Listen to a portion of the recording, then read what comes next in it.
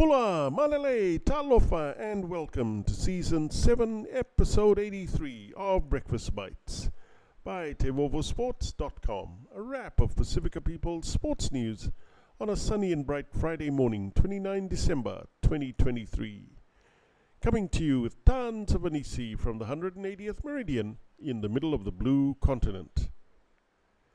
In rugby union, Sydney Roosters NRL star Joey Manu is off contract at the end of next season, and his situation has now taken a huge twist, with the Daily Telegraph reporting Manu may make a bombshell code switch to Japanese rugby union with offers of up to Australian $1.5 million per season in the 15-man code.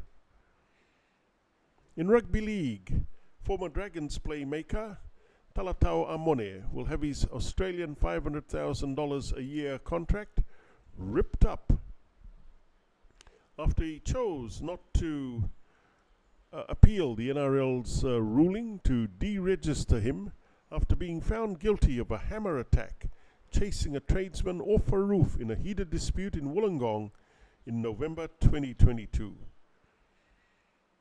In combat sports, despite his rising celebrity status and ever-increasing bank account, Gervonta the Tank Davis has not forgotten where he came from. The 29-year-old returned to his Baltimore roots to buy a 9-house block in his childhood neighborhood to renovate into affordable housing for the local community.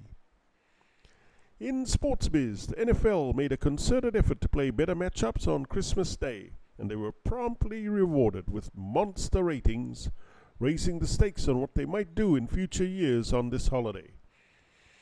Featuring Super Bowl contenders in each of its 3 games on Christmas Day, CBS Sports reported an average audience of 29.2 million viewers for the game between the Kansas City Chiefs and Las Vegas Raiders, the most watched Christmas Day game in 34 years, also up on last year by 29%. ESPN, meanwhile, said its coverage of the Christmas Day clash between the Baltimore Ravens and San Francisco 49ers on ABC and ESPN Plus drew an average of 27.1 million, the second most watched Monday Night Football game in the last 27 years. And in football, Man City came from behind to beat Everton 3-1 on their return from the Club World Cup and moved 5 points behind Premier League leaders Liverpool. Pep G's men, chasing an unprecedented 4th consecutive English top-flight title, were in deep trouble when trailing 1-0 at Goodison Park. But Phil Foden fizzed the shot past Jordan Pickford in the 53rd minute, and Julian Alvarez put the visitors ahead from the penalty spot.